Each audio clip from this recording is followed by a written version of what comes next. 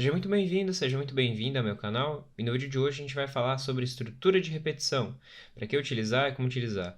Só relembrando que nos vídeos anteriores a gente falou sobre estrutura de condição, Cout e Cin. Então se você não sabe nenhum desses conceitos, você precisa voltar nos vídeos anteriores para a gente conseguir seguir, beleza? Só relembrando, a linguagem é C++. Então, bora pro vídeo.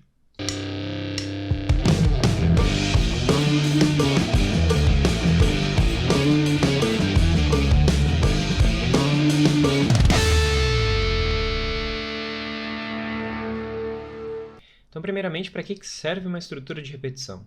Basicamente, uma estrutura de repetição vai criar um laço de repetição para que determinadas partes do nosso código executem várias vezes, criem um loop de repetição, beleza? Como estrutura de repetição, a gente tem duas principais que eu vou falar no vídeo de hoje, e é claro, existem outras, mas a gente vai focar só nessas duas. A primeira delas é o for, e a segunda é o do while, beleza? Deixa eu colocar minha tela aqui.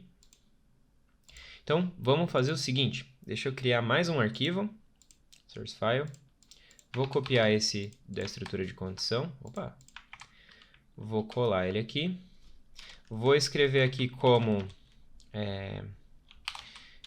estrutura repeticão, deixa eu salvar isso aqui, show de bola. Então, vamos lá. Nessa nossa estrutura de repetição, a gente vai começar falando primeiro do for. A estrutura for, ela pode ser conhecida como para faça, ou seja, para uma determinada repetição, faça de tanto em tanto. Fica um pouco confuso, mas vamos lá. O nosso for, ele vai ser feito muito similarmente ao nosso if, então é for, abre e fecha parênteses, e aqui dentro desses parênteses a nossa estrutura do for começa. Primeiro vem o primeiro parâmetro, no caso, ele vai ser a variável de controle, ou seja, a nossa variável de iteração. Nesse caso aqui, é muito comum utilizar o próprio i como variável. Eu não recomendo nomear variáveis com pelo menos, com menos de 3 letras, mas nesse caso aqui não tem problema, porque ele só vai ser usado para o for, então é para a nossa iteração do for. Nesse caso aqui, eu preciso definir que o nosso i vai começar em 0, então igual a 0. Poderia colocar igual a 1, poderia colocar igual a 2, porém depende do exemplo que a gente vai ter. Nesse caso, eu preciso atribuir i igual a 0, porque na nossa escrita, esse 0 vai fazer toda a diferença. Mas vamos lá. Beleza, então o nosso primeiro parâmetro é a nossa variável de controle, o int i. O nosso segundo parâmetro vai ser até onde essa nossa estrutura de for vai ser executada. Então, é a nossa estrutura de comparação, a nossa estrutura de verificação. Aqui no meio, então, a gente vai precisar comparar alguma coisa para que, enquanto essa comparação for verdade, essa estrutura continue repetindo. Então, o nosso for, como eu vou usar para contar, por exemplo, de 0 a 10, eu vou comparar com o meu i, que vai recebendo incremento, certo? A minha variável de controle. Então, i menor ou igual a 10. Enquanto o i for menor ou igual a 10, eu vou repetir essa minha estrutura. Show? Nesse caso aqui, eu posso botar um ponto e vírgula, e aí a gente vai para o terceiro e último parâmetro, que é o passo, que é o que ele vai executar no final desse nosso loop de interação. Então, nesse caso aqui, para o nosso i ir somando de 1 em 1, por exemplo, eu preciso indicar nesse último parâmetro o nosso passo, que é i++. Esse i++, ele também pode ser representado por, deixa eu colocar aqui, i igual i mais 1. Ou seja, o valor de i mais ele mesmo, mais 1. Isso vai fazer com que, na nossa iteração, toda vez que chegar nessa parte do processo, ele incremente mais 1 ao nosso i. Então, a primeira vez que passar nessa verificação, o i vai ser 0, afinal a gente definiu que vai ser 0. Depois de ele repetir todo o processo, ele vai incrementar mais 1, ou seja, 0 mais 1. E aí, na segunda vez que ele passar, o nosso i vai estar valendo 1. Então, ele vai incrementar de novo, 1 mais 1, e assim por diante. Show? Nesse caso aqui, o que eu quero apresentar em tela é apenas o número da iteração. Então, nós estamos na repetição e o número respectivo. Como a gente faz isso? Nesse caso aqui, basta escrever o cout, afinal é o cout que a gente vai escrever valores em tela, e escrever o nosso texto, né? Nós estamos na iteração, dois pontos. E aí agora, se nós estamos na iteração 0, eu precisaria colocar um 0 aqui. Se nós estivéssemos na iteração 1, a gente precisaria colocar o 1, o 2, o 3 e assim por diante, conforme as outras iterações. A gente possui alguém que controla essas iterações? Sim, a gente possui o i. Então, se eu colocar a variável i aqui, nós vamos ter o resultado esperado, que é, nós estamos na iteração i.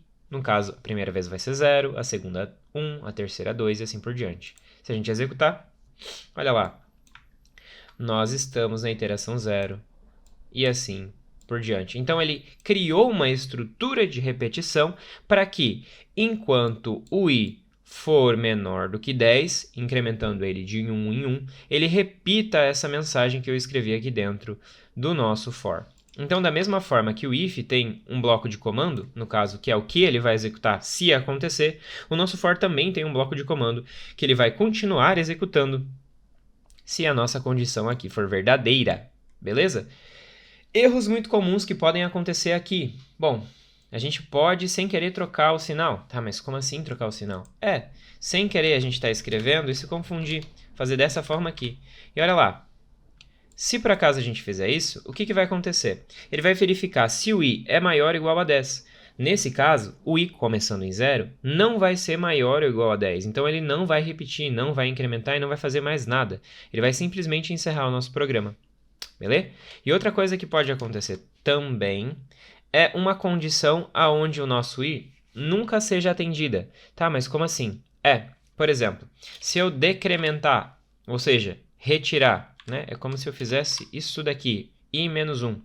Ele nunca vai chegar no valor de 10, ele sempre vai ser menor do que 10.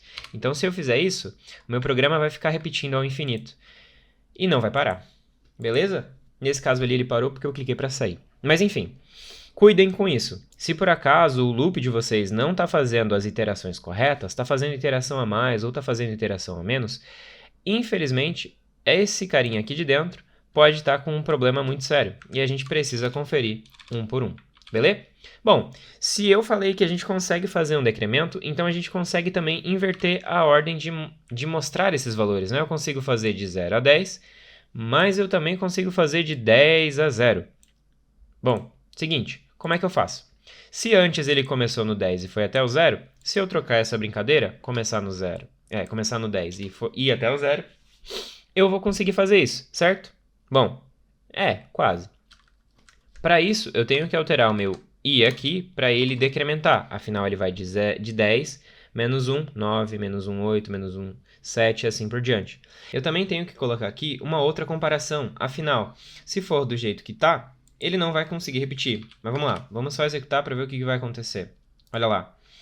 Como o meu i começa em 10, e eu estou repetindo enquanto o i for menor ou igual a 0, 10 não é menor ou igual a 0, então ele nunca vai repetir. Nesse caso aqui, eu vou trocar e vou colocar maior ou igual a 0, certo? Então, vamos executar. E olha lá, ele conseguiu fazer toda a nossa repetição corretamente. Ou seja, ele repetiu desde o 10 até o 0, decrementando de 1 em 1. Show? Nesse caso aqui, a gente entendeu que a nossa estrutura for ela vai servir para quando a gente sabe a quantidade de repetições. Ou então se a gente vai pedir a quantidade de repetições, né? Mas como assim se a gente vai pedir a quantidade de repetições? Bom, deixa eu voltar para como a gente estava antes. Vou fazer o seguinte, eu vou deixar esse cara aqui comentado, para a gente não perder o exemplo, né? E aí eu vou voltar para como a gente estava antes, no incremento da informação. Bom, só vou executar para a gente ver que está indo de 0 a 10, né? E agora vamos fazer o seguinte, eu não quero parar em 10, eu quero perguntar para o usuário quando ele quer parar. Então, se eu estou fazendo uma conta de multiplicação, por exemplo, eu quero de 0 até quanto?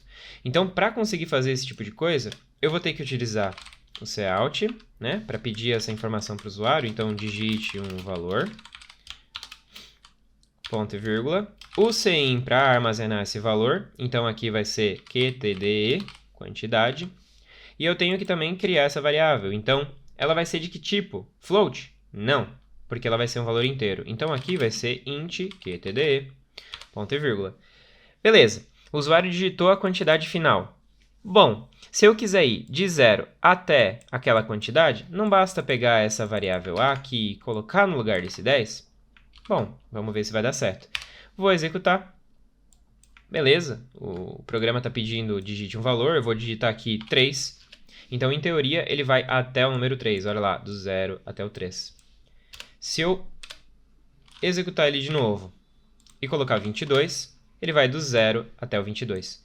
Beleza? Então, tecnicamente aqui, eu vou criar uma estrutura de repetição onde eu sei quando começa e eu sei quantas repetições vão ser realizadas até terminar. Nesse caso aqui, seja por inferência manual ou então com o usuário digitando um valor. Beleza? E é para isso que a gente usa o nosso querido maravilhoso for. Então, se a gente for usar, por exemplo, um array mais para frente, a gente vai usar a nossa estrutura for para conseguir exibir os valores do array ou para conseguir pedir os valores do array para determinadas iterações. Deixa eu fazer mais um exemplo aqui. Se por acaso a gente quer fazer uma tabuada, né, a tabuada de um número, como é que eu faço? Bom, eu vou pedir para o usuário qual que é o valor da tabuada. Tabuada. E aí eu vou fazer o seguinte, como a tabuada vai de 0 a 10, eu não preciso colocar mais a quantidade, né? Eu vou colocar aqui o número.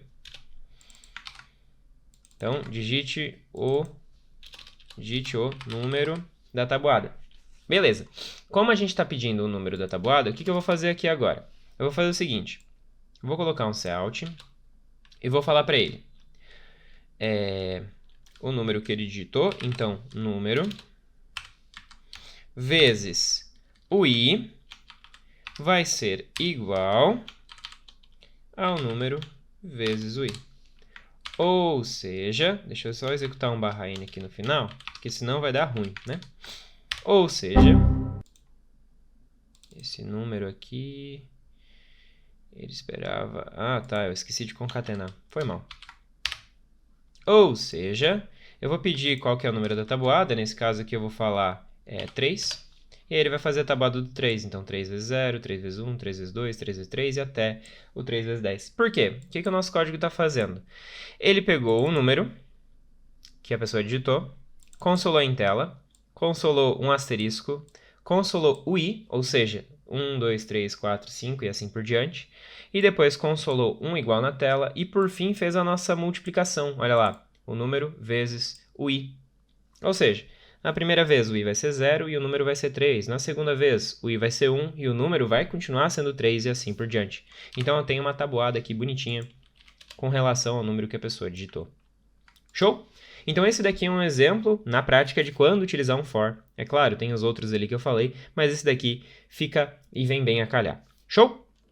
E aí agora, então, a nossa outra estrutura de repetição é o do while, ou enquanto faça, ou faça enquanto. Mas relaxa, vamos entender ele daqui a pouquinho.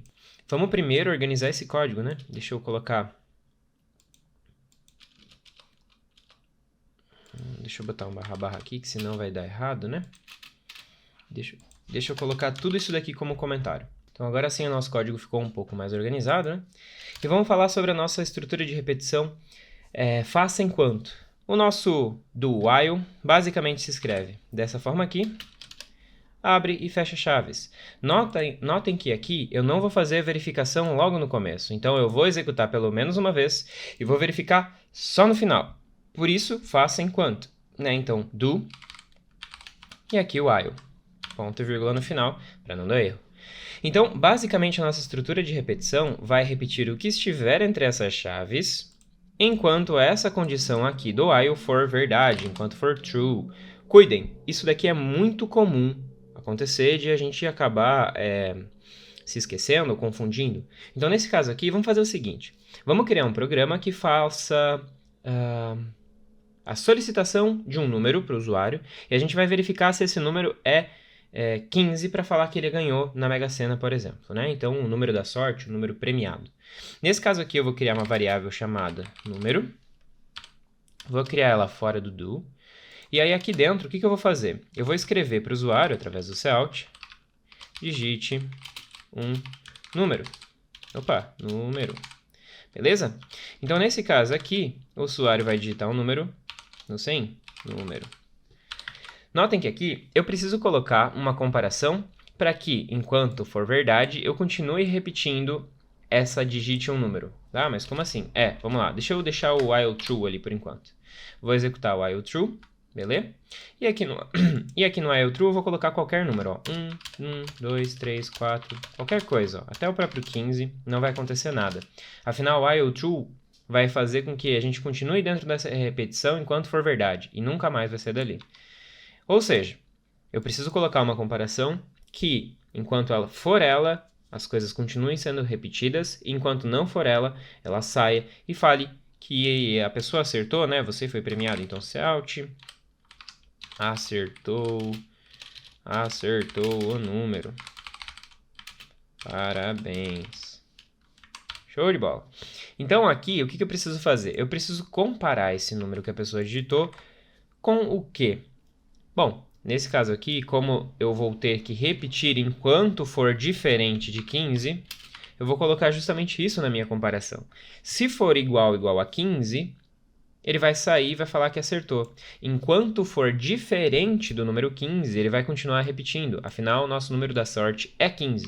Então, vamos lá. Eu vou colocar aqui qualquer outro número, né? O 14, o 16, o 1, o 2, o 23, o 5... o 15, e aí ele falou, acertou o número, parabéns. Beleza? Então, nesse caso aqui, é muito comum a gente fazer o seguinte, eu quero que pare de repetir quando o número for igual a 15. Então, eu venho aqui na minha comparação e faço isso. Eu quero que pare de repetir quando o número for igual a 15. Não é isso. Essa comparação vai dizer enquanto ele tem que repetir. Então, isso daqui você deveria falar o seguinte, ó, eu quero que continue repetindo enquanto o número for igual a 15. E bom, não é bem isso que a gente quer. Afinal, se eu executar isso daqui e digitar 15, ele não vai falar que acertou, ele vai continuar pedindo o número para o usuário, até que eu digite qualquer outra coisa. No caso 2, parabéns, você acertou. E bom, não é isso que a gente quer. No caso, diferente de 15, conseguiria atender e suprir as nossas necessidades. Beleza?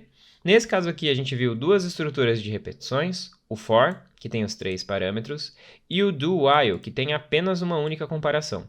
Posso colocar outras comparações aqui, da mesma forma que o if, posso colocar, ou então, o número for diferente de 14, assim, se for 15 ou 14 sai, vamos ver.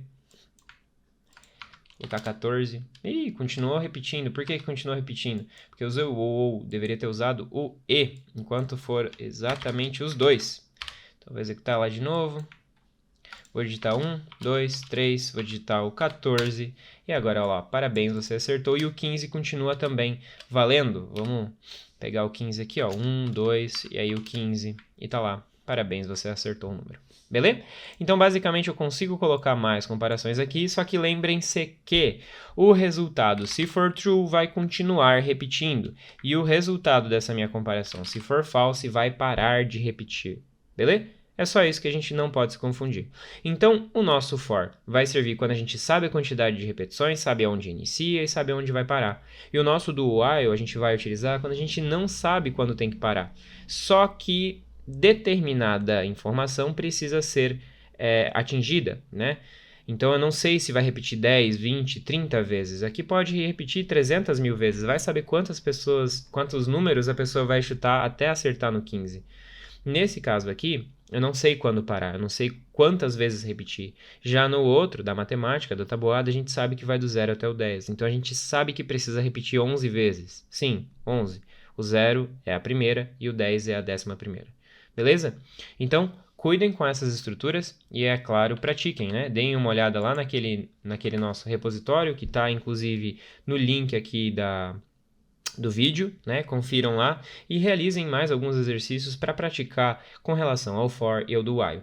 Se por acaso vocês têm alguma dúvida com relação aos exercícios que estão lá, deixem no vídeo, nesse vídeo aqui, não consegui fazer o exercício número X ou o exercício número Y, e dependendo da quantidade de comentários, eu gravo um vídeo com os mais votados, né? Com os 4 ou 5 mais votados, explicando esses exercícios e a gente fazendo junto aqui na prática.